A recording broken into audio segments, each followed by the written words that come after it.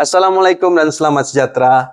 Selamat datang ke rancangan TTS Podcast atau lebih dikenali sebagai Tea Time Session Podcast.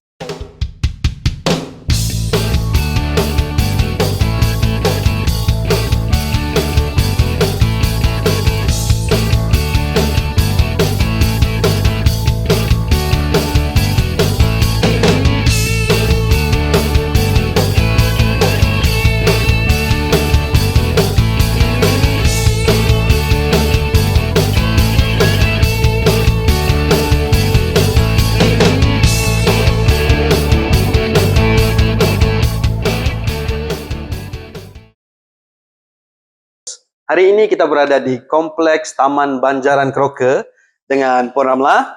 Selamat datang Puan Ramla. Ya, selamat datang. Terima kasih. Okey. Sebelum kita memulakan sesi temu bual kita pada hari ini, Puan Ramla boleh kenalkan diri kepada audiens kita? Nama saya Ramla binti Awang Jalil. Saya bermula dengan teman-teman Sabah sejak tahun 2000 lagi.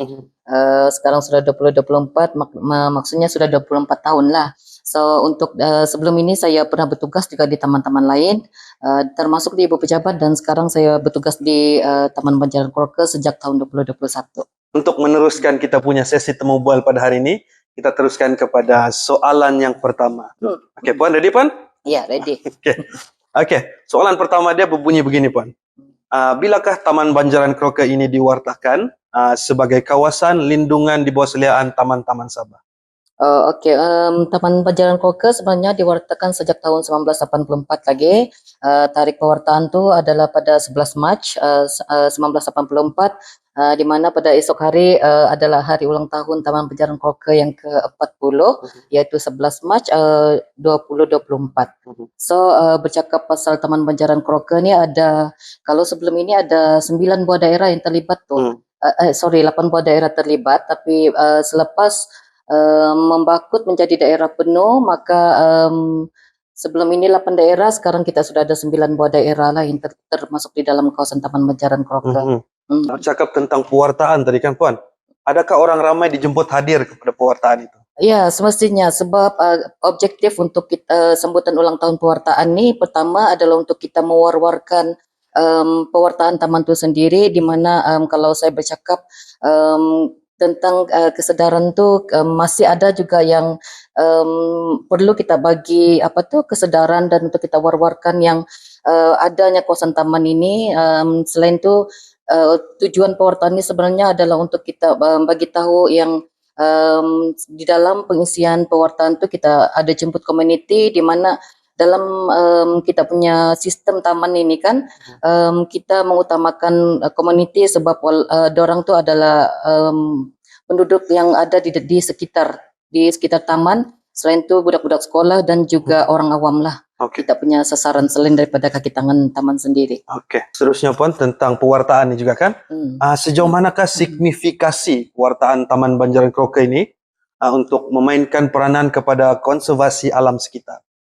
Okey, kalau kita tengok dari segi peranan Taman-Taman Sabah tu sendiri, sistem taman tu kalau kita lihat dia punya definisi kan, dia mengekalkan selama-lamanya.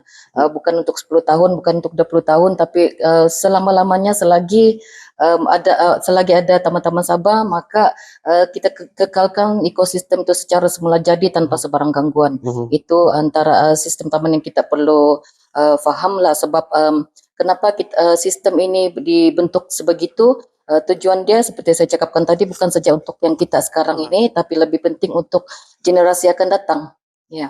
Supaya budak-budak yang baru lahir ni boleh merasakan alam sekitar ni lah kan Puan? Ya, betul. Sebab kalau kita tengok sekarang kan tidak payah tengok di tempat lain lah. Macam saya bila kita ada program-program dengan anak-anak sekolah kan, bila saya tanya ada yang tidak pernah tengok lagi tu. Contoh macam refleksia tidak pernah lagi kita tengok. Contohnya yang secara real yang di depan mata. Itu sebab itulah kenapa kita perlu kekalkan taman inilah selamanya. Ya. Soalan seterusnya Puan ya. Apakah keunikan Taman Banjaran Kroke ni yang kita perlu jaga sebenarnya? Okey, kalau di Taman Banjaran Kroke ni sebenarnya terlampau banyak keunikan, cuma yang saya kongsikan sedikit di sini.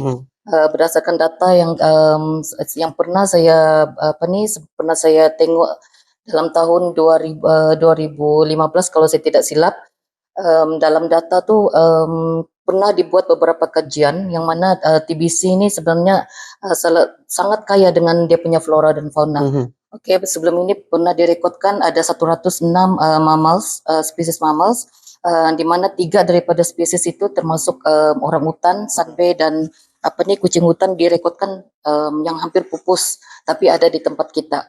Oke, ini sebenarnya termasuk dalam kelas 1, klasifikasi dalam kelas 1 di bawah wildlife enactment. Ya. Jadi maksudnya kelas 1 itu dia hampir pupus sudah kan, Puan? Iya, betul. Ini spesies yang memang kita perlu jaga sebab iyalah macam sekarang ini pun kita tidak ada sebenarnya data yang kita boleh compare dengan data-data yang sebelum dia. Yang saya mention tadi itu based on data yang sudah saya kira agak lama, dan yang saya boleh kongsi di sini, kami di TBC kami pernah rekodkan yang penemuan sarang orangutan sejak di substation Hulu Kimanis. Selain itu ternampak juga dia punya kelibat lah, berkayut-kayut di atas pokok. Selain di Hulu Kimanis, kita pernah jumpa juga 1 kali di substation Hulu Mambakot. Ya. Oke, seterusnya Puan, apakah asas pelaksanaan pewartaan Taman Banjaran Kroke nih Puan? Oke, asas kepada pewartaan tuh kita tengok tuh fungsi Taman-Taman Sabah itu sendiri, di mana pewartaan Taman Banjaran Kroke itu ada 3 yang penting. Satu untuk ekosistem, pemeliharaan ekosistem, kedua untuk kawasan tadahan air, dan ketiga tujuan dia adalah untuk penyelidikan dan pendidikan, dan yang terakhir tuh adalah untuk tujuan rekreasi. Yang saya suka untuk saya sebut sedikit di sini untuk kawasan tadahan air, mengikut satu kajian, kajian ini diterbitkan daripada JICA, tidak silap saya tahun 2015, di mana menurut kajian itu dalam 1 hari saja kan kita boleh mengeluarkan isi padu air dalam 4.3 bilion 1 hari untuk kawasan di dalam Kroke Range saja. Itu pun cuma melibatkan 19 buah batang sungai. Ya, so boleh dikatakan Kroke Range ini dia punya peranan penting sebagai kawasan tadahan air ini bukan sebenarnya untuk TBC saja, dan bukan untuk daerah-daerah yang terdekat, tapi seluruh Sabah pun kita sebenarnya mampu untuk kita supply. Ya. Kiranya salah satu tempat tadahan yang sangat penting bagi negeri Sabah kan? Ya, betul. Dia signifikan juga kalau kita cakap sebagai tangki air negeri Sabah. Boleh juga. Betul. Oke, kita teruskan dengan soalan yang seterusnya lagi Puan.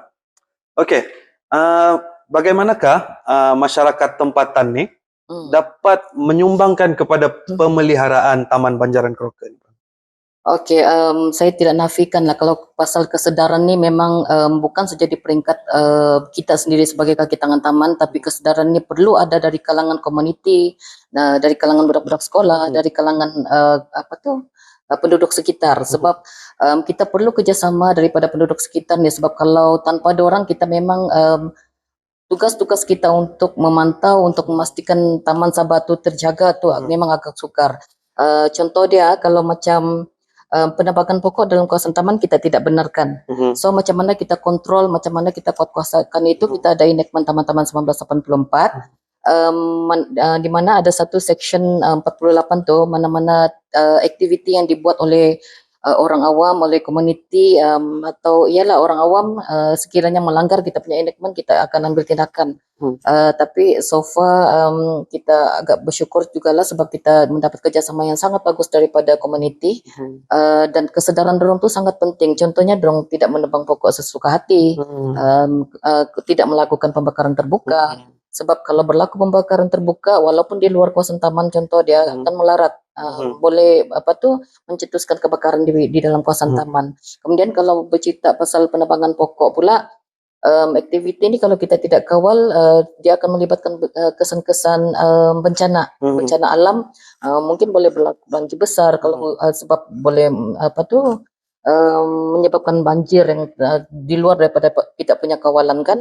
Walau sebenarnya banjir itu memang berlaku secara semula jadi, tapi kalau kita dapat hadkan aktiviti manusia memang kita akan dapat kawal lah, insyaallah. Ya. Oh, besar impact community ni kepada TBC sebenarnya. Ya, betul. Sebab itu kita ada enactment enactment teman-teman 1984.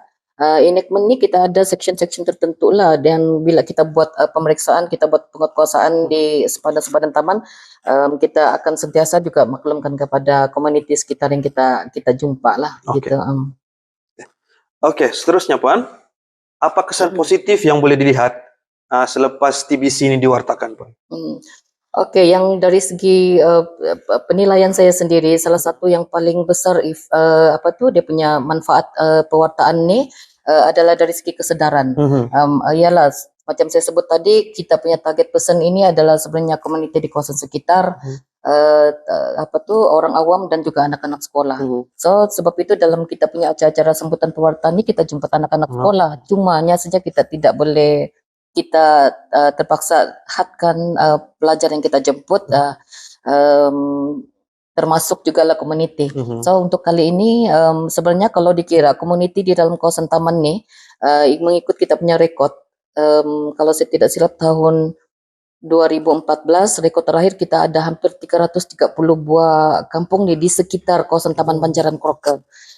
Itu pun rekod yang lama. Jadi kesedaran tuh memang sangat penting kalau kita mau memastikan yang kesedaran ini ada wujud 100% memang agak sukar, tapi kita boleh nampak lah macam saya, kesedaran tu ada dari kalangan anak-anak sekolah, sebab bila kita ada program dengan budak-budak sekolah, barulah dorang taman ini macam ini, taman-taman Sabah ni sebenarnya begini, begitulah dia punya kesan.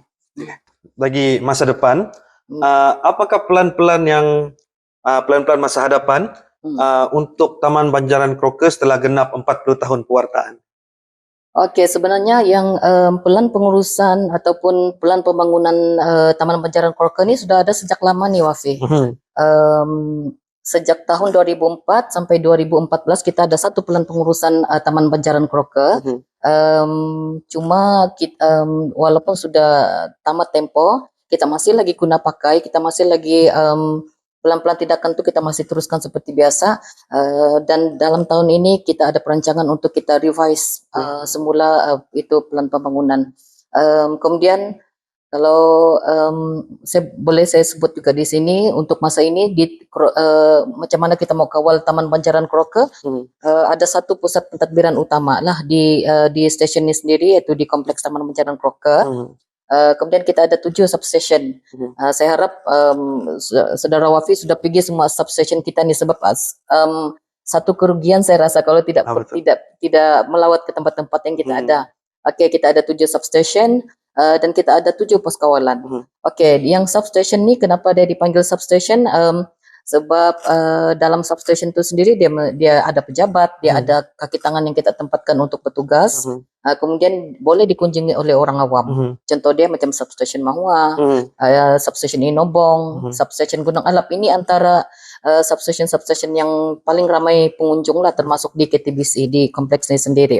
So yang pos kawalan itu tadi itu lebih kepada untuk kita memantau, memudahkan kita punya urusan yang berkaitan dengan penguatkuasa, selain daripada checkpoint. Macam di pos kawalan Buayan, itu kita punya checkpoint untuk pelawat pergi short trail. Ya. So satu lagi yang saya mau sebut di sini, selain daripada plan pengurusan Taman Banjaran Kroke, kita ada satu lagi yang berkaitan dengan plan pengurusan Reserve Biosfera Banjaran Kroke. So ini masih baru, ada 17 plan tindakan yang sudah dirancang dalam plan pengurusan RBBC, di mana dalam plan itu dia termasuklah kawasan kozon, kawasan buffer zone dan kawasan transition zone. Okey, nanti saya akan mention sedikit lah yang pasal zone-zone ni nanti. Okey. Soalan tambahan buat yang soalan tadi Puan. Kalau sebagai contoh lah kan, saya ni baru juga bertugas di Taman Sabah ni. Yeah. Okey. Kawasan mana yang under TBC ni Puan? Yang Puan suggest kalau saya mau pergi healing begitu? Kalau di Taman Banjaran Kroke, bagi saya semua tempat memang kawasan untuk healing. Sebab satu jauh daripada kesibukan kesesakan ataupun ialah lalu lintas pun tidak sebegitu sibuk lah macam di Pekan Keningau kan. Kemudian yang kedua, kalau mau betul-betul mau healing sebab tiada talian internet, pergilah mana-mana kawasan yang di substation Crocker Ranch. Tapi kalau mau enjoy, mau ada aktiviti dengan kawan-kawan, sebenarnya semua tempat boleh pergi. Cuma saya syorkan di sini, boleh pergi ke Mahua, substation Mahua, boleh pergi ke Gunung Alap kalau mau sejuk, sebab di KK terlampau panas. Betul. Okey, boleh juga pergi Alap, lagi di sini sendiri di kompleks Taman Banjaran Kroke. Kalau mau dekat dengan KK boleh pergi Inobong. Kalau mau lagi privacy boleh pergi substation Membakut. Sana adventure satu, perjalanan dia sangat-sangat mencabar. Yang boleh selalu orang cakap tu yang bikin panas aura tu. Jadi di situ akses memang ada, cuma agak ekstrim sedikit. Iya betul, agak ekstrim, betul. Membakut ya boleh. Pos Kawalan Buayan pun agak mencabar juga. Ya itu antara tempat-tempat yang saya boleh suggest lah. Mungkin kru Tea Time Session boleh pergi selepas ni, pergi Ya boleh, dialu-alukan. Ya. Okey, kita teruskan soalan kita ya Puan. Boleh. Okey, Sabah ni merupakan lokasi yang ketiga di dunia yang memiliki Triple Crown UNESCO, iaitu Tapak Warisan Dunia, Reserve Biosfera Banjaran Kroke dan Kinabalu. UNESCO under National Geopark lah kan? Iya. Okey, apakah maksud Reserve Biosfera Banjaran Kroke ni, ataupun yang lebih dikenali dalam dia punya teks RBBC? Secara ringkas, apa itu RBBC Puan? Okey Wafi, sebelum saya cakap pasal RBBC, saya suka saya berkongsi yang sebenarnya kita di negeri Sabah ni, dan kita yang paling untung di taman-taman Sabah ni sendiri, kita sangat-sangat bertuah sebab kita di Malaysia ni, kita adalah antara negara yang ketiga di dunia yang ada pengiktirafan Triple Crown. Triple Crown ni termasuk World Heritage, Tapak Warisan Dunia di Taman Kinabalu. Kemudian yang kedua Reserve Biosfera Banjaran Kroke di Kroke Ranch ni, dan yang ketiga tu adalah Kinabalu UNESCO Global Geopark, KOGPP baru-baru juga diisytiharkan. So ini memang satu daripada kebanggaan yang patut kita banggakan lah, sebab tempat ini berada di negeri Sabah, semua di negeri Sabah, tiada di mana-mana tempat. Sedangkan yang dua tempat tu lagi, satu yang pertama tu direkodkan ada 3 juga Triple Crown di Jeju, Korea. Kemudian yang kedua tu di China, di Shenongjia, di negara China. So ini memang satu kebanggaan lah sama kita kan. Di mana kalau macam saya sendiri, bila saya pergi mesyuarat ke apakah, masih ramai yang tidak sedar nih yang kita ada pengiktirafan begini. Tapi sebab itulah kenapa saya berbalik kepada kenapa kita mau mewar-warkan yang acara Triple Crown, acara 60 tahun taman. Inilah sebab dia, supaya semua orang tahu, bukan kita saja. Ya betul. Ya, sebab kenapa keunikan tu yang saya boleh sebut di sini seolah-olah ada di tempat kita dan tiada di tempat lain kan. Ya. Okey, bercakap pasal Reserve Biosfera Banjaran Kroke, selalu kalau kita sebut pasal Reserve Biosfera Banjaran Kroke kan orang selalu bertanya-tanya tu apa Reserve Biosfera ni. Sebenarnya Reserve Biosfera ni dia bukan saja yang melibatkan dalam kawasan taman, tapi melibatkan zon di luar juga. So dia ada 3 konsep, dia ada 3 tu. Satu zon teras, kedua zon penampan, dan ketiga tu adalah zon transisi. Okey, zon teras tu tadi dia ada termasuk kawasan Taman Banjaran Kroke itu sendiri, di mana melibatkan 10 buah daerah. Okey, kalau Taman Banjaran Kroke cuma 9 daerah, tapi Reserve Biosfera Banjaran Kroke ni dia melibatkan 10 daerah, di mana termasuk Kota Kinabalu dan yang Membakut saya sebut tadi lah. Ya. So kalau di Kota Kinabalu dia kawasan terlibat tu di area Inanam lah. Dia kalau saya sebut Kota Kinabalu bukan semua area KK yang termasuk lah, sebab dia ada kriteria-kriteria yang tertentu. Kalau dalam kozon ni di bawah Taman-Taman Sabah itu Crocker Ranch itu sendiri, dan ada 2 lagi kawasan yang melibatkan di bawah Jabatan Perhutanan. Kemudian buffer zone tu adalah kawasan selepas kozon. Ini pun di luar kawasan taman. Cuma ini adalah di bawah Jabatan Perairan dan Saliran untuk kita kawal yang kawasan-kawasan terdalam dari dalam air, dari dalam kozon itu tadi. Kemudian dalam zon transisi macam yang saya sebut tadi, zon transisi ini melibatkan kampung-kampung di sekitar semua di seluruh kawasan Taman Banjaran Crocker, ada lebih daripada 330 buah kampung. Ya. So kalau Taman Banjaran Crocker dia punya keluasan 139.000 hektar, 919 hektar, yang Reserve Biosfera Banjaran Crocker ni lagi luas, melibatkan 350.000 hektar, 350.584 hektar. Dan memang kalau kita tengok keluasan dia memang sangat besar lah. Ya. Okey. Salah satu keunikan Taman Banjaran Crocker ni puan adalah zon kegunaan komuniti Ulu Senagang Monggol Baru. Okey. Secara ringkasnya mengenai ZKK USMB ni puan, boleh puan tolong jelaskan sikit?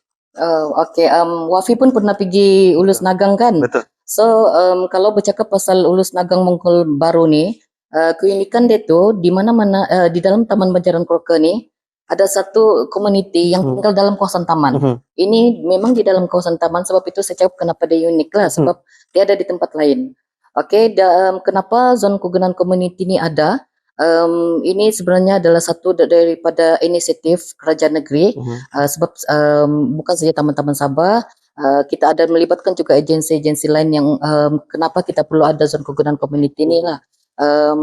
Sebenarnya dia memang mengambil masa yang sangat lama untuk kita wujudkan, walaupun sebenarnya sudah ada lama di dalam kita punya pelan pengurusan Taman Banjaran Crocker, tapi bila kita mau apply dalam keadaan yang sebenar, kita mengambil masa dan kita mendapatkan input daripada agensi-agensi, termasuk juga penglibatan komuniti. Zon kegunaan komuniti ini dia terletak sebenarnya dalam 2 daerah. Ini pun sebahagian daripada keunikan dia juga. Pertama terletak dalam kawasan taman, yang kedua terletak dalam 2 daerah. Okey, kalau macam Wafi ingat kan, kita akan menyusur satu sungai sebelum masuk ke Senagang. Yang selepas sekolah tu puan? Ya betul. Okey. Sungai itu sebenarnya adalah Sungai Masolok. Itu merupakan sempadan daerah itu. Oh, sempadan. Ya. Kalau yang menuju ke Senagang itu dalam daerah T6, Monggol, itu kampung Monggol, itu dalam T6, daerah T6, dan sebelah dia tu, sebelah sungai itu adalah termasuk dalam daerah Keningau. Itu yang dipanggil Kampung Senagang lah. Sebab itu dia dipanggil Kampung Ulu Senagang Monggol Baru, zon kegunaan komuniti. Dia punya luas tu sangat luas. Kalau kita tengok macam bila kita masuk sana macam kawasan taman kan ya, kita ada tertanya-tanya begitu kan. So dia punya luas tu 403 hektar. Okey, kenapa dia wujud macam saya sebut tadi, zon kegunaan komuniti ni sebenarnya ini sudah lama. Diorang sudah ada pun sebelum pewartaan taman. Jadi itulah untuk dalam kita menjaga hubungan kita dengan komuniti, ini sebahagian daripada inisiatif yang pada sebenarnya sudah pun termaktub dalam kita punya pelan pengurusan Crocker Ranch.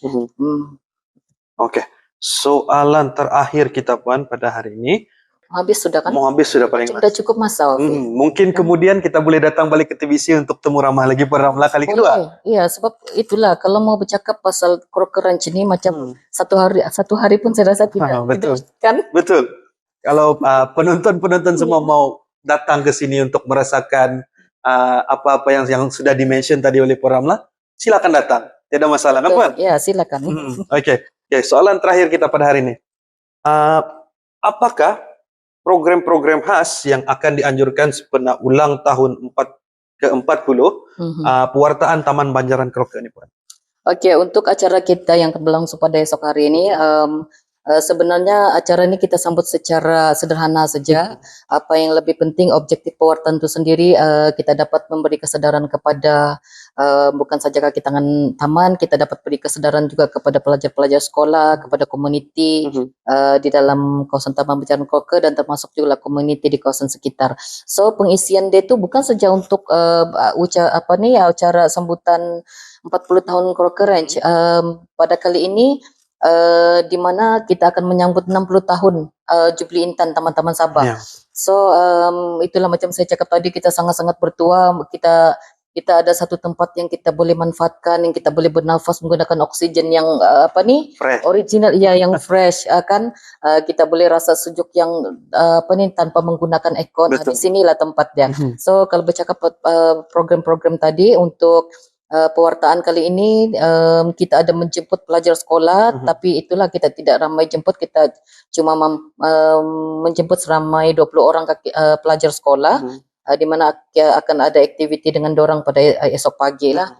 Kemudian kita ada pameran. Nah, pameran tu kita ada di bangunan ini juga lah, di Pusat Alam Semula Jadi Kolker Ranch. So saya harap untuk upacara esok kita akan ambil kesempatan untuk pergi tengoklah yang apa yang ada di pusat pameran tu nanti. Kemudian dalam acara itu juga kita akan jemput pihak SPRM, di mana SPRM ini kita jemput untuk bagi satu sedikit taklimat sesuai dengan kita punya slogan selalu pengarah sebut-sebut pasal HIT kan, harmoni, integriti sama tumbuh. So kalau harmoni, saya rasa semua kita pun faham sudah apa dia punya maksud harmoni. Harmoni itu bukan saja kita di kalangan kaki tangan taman kita harmoni, tapi sebenarnya kita harmoni dengan semua lapisan masyarakat, kita harmoni juga dengan flora dan fauna yang ada di Taman-Taman Sabah. Kemudian yang integriti itu tadi, inilah kita jemput pihak SPRM supaya ialah untuk memberi kesedaran kepada kita, sebab kita yang dibagi agensi yang dibagi tanggung jawab untuk menjaga Taman-Taman Sabah. Kemudian tumbuh itu tadi, untuk kita sama-sama lah kita membina keupayaan kita masing-masing, sebab kepakaran ataupun kemahiran masing-masing ini kita sangat perlu dengan kerjasama semua pihak lah, supaya kita ada satu tim yang kuat dan terus tumbuh, sebab itulah kita ni terkenal di mata dunia sebenarnya, sebab pertama sekali sebab anugerah-anugerah yang kita dapat macam Triple Crown tadi itu bukan senang lah. Itu adalah anugerah dan diiktiraf di peringkat antarabangsa. Hanya 3 di dunia tu. 3 di dunia. Ya. Okey. Sebelum kita menamatkan sesi kita ni Puan, ada kata-kata untuk penonton kita? Okey, kalau bercakap saya sebenarnya ada satu harapan lah Wafi ya. Walaupun saya baru saja di Taman Banjaran Crocker ni, apa yang saya boleh cakap, usaha kita ni sebenarnya sangat murni, sebab selalu saya fikirkan 100 tahun akan datang di mana apa yang kita akan kita wariskan untuk generasi kita yang akan datang kan. Kalaulah sekarang ni kita menebang pokok secara berleluasa, menggunakan sumber tanpa dikawal kan, so 100 tahun tu tidak mustahil semua tu akan pupus. Jadi dari saya, kerjasama tu sangat penting, bukan sahaja di kalangan agensi ataupun di Kementerian Pelancongan, Kebudayaan dan Alam Sekitar, tapi sangat penting semua orang memainkan peranan masing-masing lah. Itu saja dari saya. Terima kasih. Okey, terima kasih Puan Ramla atas temu bual kita pada hari ini yang sangat penuh dengan isi. Harap para penonton semua dapat dengar dan hayati apa yang telah disampaikan sebentar tadi. Okey, kita jumpa di episod seterusnya. Selamat tinggal.